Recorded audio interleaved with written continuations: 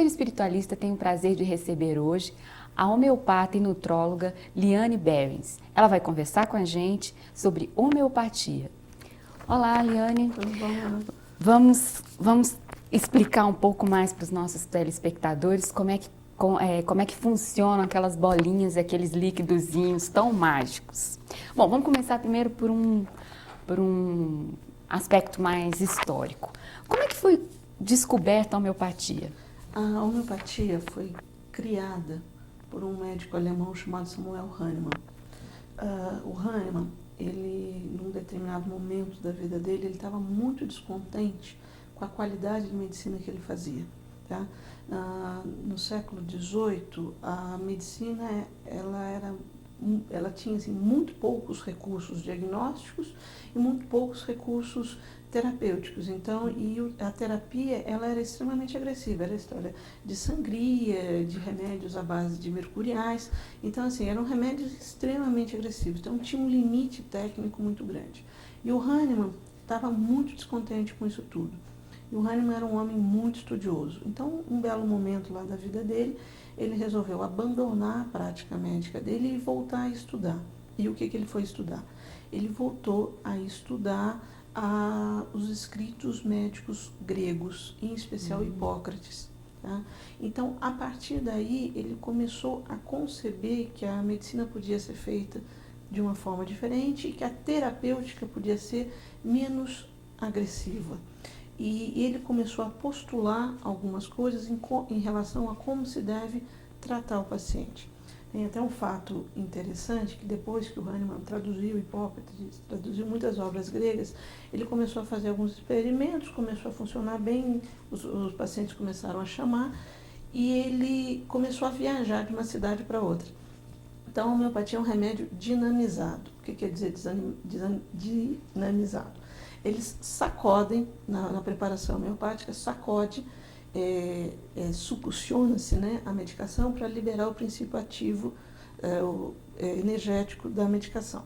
Então, ele descobriu o seguinte, que quando ele viajava de carroça de uma cidade para outra, a medicação que ele levava na carroça, que era sacudida na estrada, tinha mais efeito. Então, a partir daí, ele descobriu que era importante dinamizar o medicamento para soltar, para liberar a energia junto com o princípio ativo. Então, o medicamento homeopático, até o que a gente chama de 12CH, tem matéria e energia. A partir das 12CH só tem energia, não tem matéria. Né? Por isso que muitas pessoas dizem, isso é só aguinha, isso é só bolinha de açúcar. Então tem uma série de curiosidades a respeito do início da homeopatia. E a homeopatia chegou no Brasil no século XIX com homeopatas franceses, tem uma escola no Rio ligada ao Benoît Mir, que foi um grande homeopata francês, e alguns homeopatas alemães que vieram da Europa e trouxeram... Quando, mais ou menos, isso? Eu não tenho a data precisa, mas foi no final do século XVIII, início do século XIX. Tem relatos de homeopatas já no século XIX, aqui no Brasil, no Rio de Janeiro, na época do Império. E assim, você começou a explicar para a gente como é que é o processamento dos remédios. Queria que você detalhasse mais como é que é, ou citando algum exemplo de algum elemento químico relacionado a algum tratamento. Tá, então eu vou tentar definir um paralelo entre o que a gente conhece como alopatia e como homeopatia. Eu vou aproveitar e dizer assim, medicina é uma só. As formas ou as ferramentas que se usa são várias. Então, você tem cirurgia, você tem homeopatia, você tem alopatia, você tem fisioterapia, você tem uma série de ferramentas, mas medicina, na realidade, é uma só.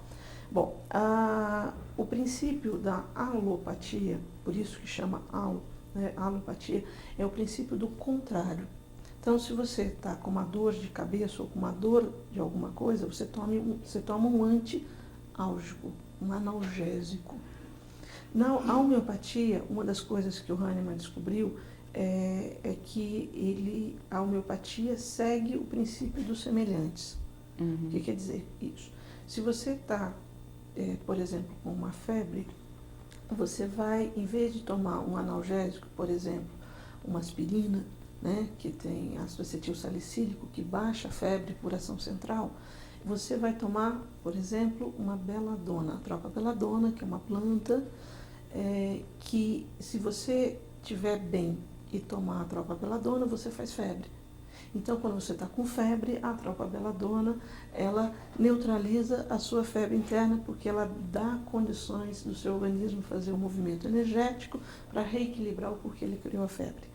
Mas, na realidade, a homeopatia, você não trata simplesmente o sintoma, você trata o todo do paciente. Eu fiz esse paralelo para você ver. Então, a homeopatia, ela segue o princípio do semelhante, trata o semelhante. E a alopatia segue o princípio dos contrários. Se você está com algum sintoma, você tem que dar algo para ser contrário àquele sintoma. Quando você usa o princípio dos semelhantes, você dá condição para o organismo da pessoa se reequilibrar. Tem alguns princípios do Hahnemann que ele diz assim, que o ideal seria que a gente usasse a via medicatrix naturae, quer dizer, a cura pela natureza, pela própria evolução da natureza. Se você não consegue por aí, você dá algo semelhante à energia da pessoa, para a pessoa ter energia suficiente para recobrar o próprio equilíbrio energético. E por que tem diferença, que até você começou a explicar, do 6CH, 12CH, 30CH, por que essa numeração? Isso a gente chama de potências. Então, o que o Hahnemann descobriu? Que quanto mais diluído, mais potente o medicamento. Então, para nós, quanto menos matéria, mais potente o medicamento. Então, quando você está preparando as dinamizações homeopáticas, você dilui na C, porque tem C e tem D. A C é centesimal, a D é decimal. Na centesimal, você põe uma parte da substância, e homeopatia pode ser qualquer coisa da natureza, pode se transformar em homeopatia. Plantas, minerais. Vegetal, mineral, animal. A gente tem um recurso em homeopatia chamado nosódios, que são bactérias, vírus, para fazer uma espécie de, aspas, antídoto. Tá? Então, qualquer coisa pode ser transformada homeopaticamente. Então, quando você tem uma C1, você tem uma parte de substância para 100 partes, para 99 de água, então você está em 1 para 99, 100, e você dinamiza, succiona, sacode 100 vezes. Tá? Então, daí quando você faz uma C2, você pega a C1, então uma parte daquela diluída de 1 para 100, dilui mais 100 e vai indo. Quando você chega na C12, você está além do número de Avogadro, você não tem mais matéria, você só tem energia. Então, até a C12 a gente tem matéria. A partir da C12 a gente não tem mais matéria, só energia.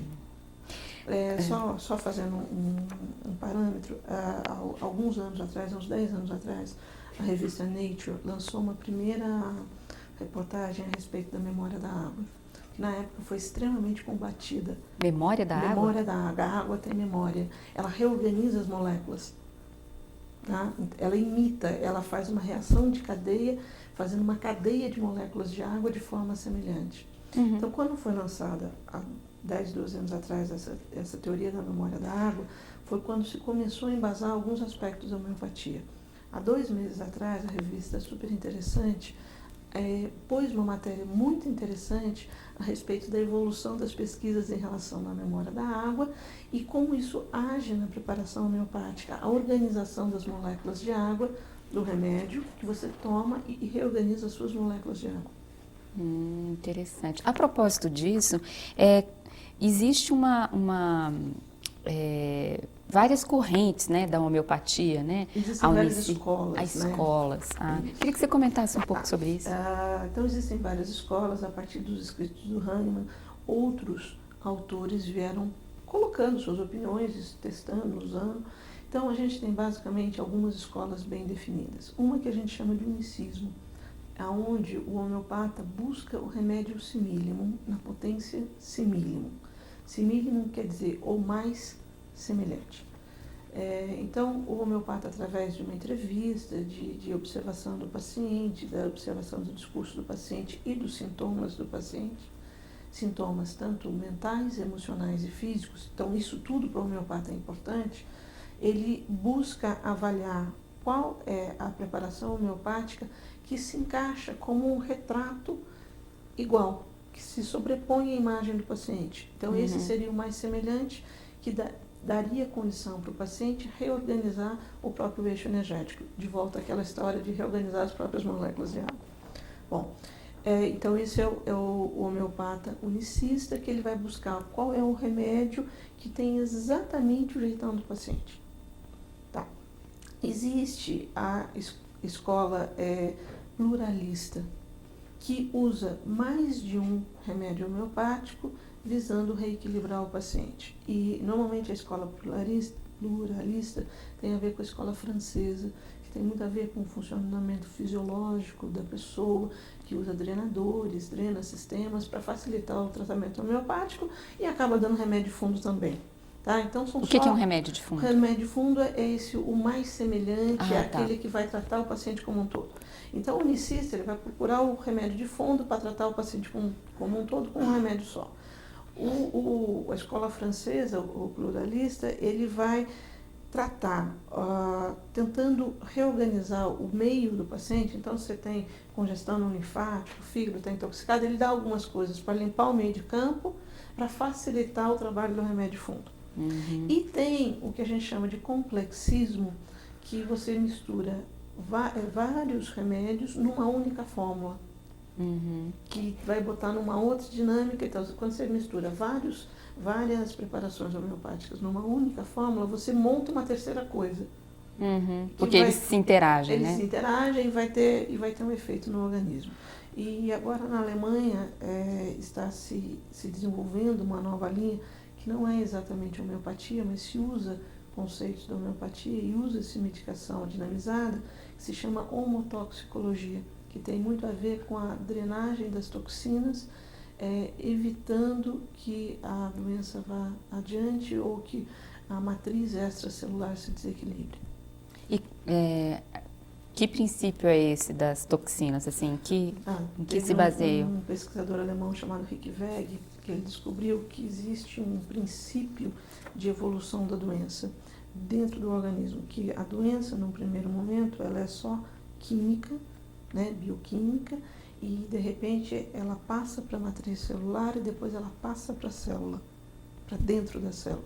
Por isso que existem coisas que você reverte rápido com a homeopatia e tem aqueles tratamentos super longos, porque dependendo do grau de evolução da doença, se é uma coisa mais aguda, a resposta é mais rápida e a cura, o reequilíbrio do paciente é mais rápido. Se a coisa é mais crônica, se o processo é mais crônico ou até degenerativo, você vai ter um trabalho maior para reorganizar o paciente. É como se a gente fizesse um caminho de volta. Você vir da sua casa para cá hoje de manhã, você pegou um caminho. Quando você vai voltar para sua casa, você vai ter que refazer esse caminho. Se você mora longe, o seu caminho é mais longo. Se você mora perto, o seu caminho é mais rápido. Aproveitando esse gancho do retorno, da reorganização, assim, colocando os princípios espiritualistas, você teria como reverter um karma, assim, por uma doença kármica, né, assim, você nasceu com aquela informação nas suas células, você vai ter câncer aos 23 anos. Há como a homeopatia agir dentro desse caso? Eu vou trocar a palavra doença kármica por miasma. Tá? O que é um miasma? O miasma é um padrão genético, onde na homeopatia clássica a gente tem o cancerinismo, o tuberculinismo, a psora, a psicose e a sífilis como miasmas. O que isso quer dizer? A psora quer dizer que alguém lá atrás, em alguma geração anterior da família, entrou em contato com a sarna, que era muito comum na Europa na transição no século XIX, no século XVIII, era muito comum sarna na Europa. Sarna Sarna de cachorro, sarna de animal. Escabiose. Não, porque os nossos telespectadores são muito urbanos, talvez eles não saibam o que é sarna. Mas existe sarna, mesmo urbana. E lá no século XIX, no século XVIII, no século XVII e até antes, até por condições de higiene, tinha-se muito. Então, o Hahnemann postulou nas doenças crônicas que existe um miasma. Miasma quer dizer pântano, a palavra quer dizer pântano. Então, é algo que contamina a tua estrutura genética, porque alguém lá atrás na tua família teve essa doença. Uhum. E isso vai fazer com que você tenha uma série de sintomas, uma série de características que distorcem quem você é de fato. Isso é identificável na entrevista com o paciente? Isso é identificável na entrevista com o paciente, no tipo de sintoma que o paciente apresenta. A psicose, tanto em a psicose, a sífilis, o tuberculinismo e o cancerinismo, né? A psicose, ela tem a ver com a blenorragia, tá? Aquela doença venérea, doença venérea, que faz com que não é que a pessoa tenha tido, alguém lá atrás teve, e gerações adiante a gente tem uma série de sintomas permeados por essa doença familiar. Uhum. Que tem muito a ver com o aparecimento de tumorações, de verrugas, de expansão de tecido. Expansão de ego, expansão de personalidade, tudo que incha tem a ver com a psicose. Então tem uma série de coisas bem definidas. Então o Hahnemann, do meio para o final da obra dele, ele escreve as doenças crônicas, que ele postula que se você não tratar o miasma familiar, você não consegue curar o paciente. Então, a influência genética é extremamente importante. Uhum. Aí, tratar esse miasma familiar é tratar esse aspecto dentro do histórico do paciente. Do histórico da família do paciente. Então, você teria que tratar a família? Não, você trata a estrutura do paciente, aonde existe um reflexo familiar. Você não acha, assim, que modernamente esse campo de doenças aumentaram, não? De doenças crônicas? Não, não aumentaram. Ele sempre foi, é um campo que sempre foi grande, tá? É que hoje em dia a gente tem mais recursos do que eles tinham naquela época. Não, eu digo assim, existem mais elementos que turbam a saúde da gente, assim, mais doenças, mais... Isso é uma verdade. Não só a vida moderna tem mais, como diria... Interferências. Interferências, é uma palavra boa. Em homeopatia a gente chama essas interferências de noxas. Hoje em dia a gente tem mais mesmo, não só pela parte dos miasmas, mas pela parte da qualidade de vida. Na época do Hahnemann não tinha micro-ondas, não tinha celular, não tinha bomba atômica, não tinha poluição, não tinha isso tudo que a gente tem que lidar com isso hoje. E aí que o Rick Weg, ele teve uma sacada muito grande. Aqueles estudos o novos alemão, que você estava falando. O Rick Weg, ele descobriu que se a gente não lidar com tudo aquilo que intoxica a nossa matriz celular, a gente não tem como fazer o caminho de volta como o Hahnemann propunha. Assim, a propósito de todas essas interferências, você não acha que também o número de interferências materiais aumentaram, mas você não acha que também o número de interferências emocionais, das pressões emocionais que o ser humano... Eu acho que elas aumentaram num aspecto e elas modificaram no outro. Se você for ver Idade Média e Idade Moderna, a pressão emocional era para sobrevivência. Sobrevivia-se muito pouco. Hoje a nossa pressão emocional é em cima de qualidade de vida. A gente já tem, pelo menos assim, nós aqui no Brasil, numa determinada faixa da população, a Europa na maior parte da população, os Estados Unidos na maior parte da população, a gente já não tem que batalhar tanto pela sobrevivência. A gente tem que ter qualidade nessa sobrevivência. Anteriormente se tinha que batalhar muito pela sobrevivência. Antigamente a gente morria de verminose, hoje a gente morre de doença degenerativa. Então houve não um aumento, mas uma mudança de foco. Certo. E aproveitando esse gancho do aspecto emocional, a homeopatia ela pode ajudar pessoas com problemas emocionais? A homeopatia trata o ser humano como um todo. Tá? A homeopatia ela trata físico, mental e emocional. E se a gente for ver, na homeopatia, a gente diz que a doença vem de cima para baixo. Quando a gente vai tratar, trata-se de cima para baixo, de dentro para fora, na ordem inversa do aparecimento dos sintomas. O que você chama de cima para baixo? Exatamente. Se você for ver em relação à frequência de onda, a emoção tem uma frequência, a mente tem uma frequência de onda, a emoção tem uma frequência de onda e o físico tem uma frequência de onda. Então, o de cima para baixo seria exatamente do mais sutil para o mais denso, que é a matéria. A homeopatia atingiria o espírito? Não. Trataria de lá para cá? Não, o espírito, eu imagino que não, porque o espírito eu acho que é trabalho de cada um, mas auxiliaria no emocional, na realidade no mental, no emocional e no físico, para que a pessoa use o próprio livre-arbítrio para ver o rumo que ela quer ter na própria existência ou na própria evolução. Então, a homeopatia traria essa pessoa para o centro, para o equilíbrio, Exatamente. é isso? O Hahnemann costumava dizer assim, que um dos objetivos da homeopatia é fazer com que a pessoa expresse os mais altos fins da própria existência. Uhum. Tá?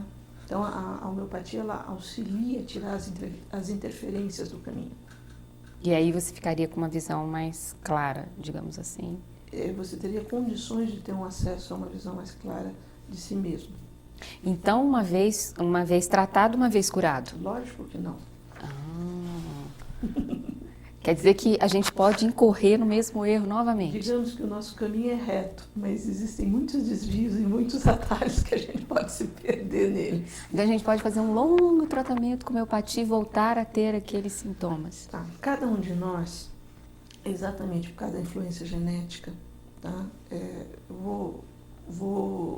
Vou assumir que nós estamos habitando uma dimensão de imperfeição. Uhum. Aqui não tem perfeição, a perfeição está fora daqui e a gente está buscando a perfeição.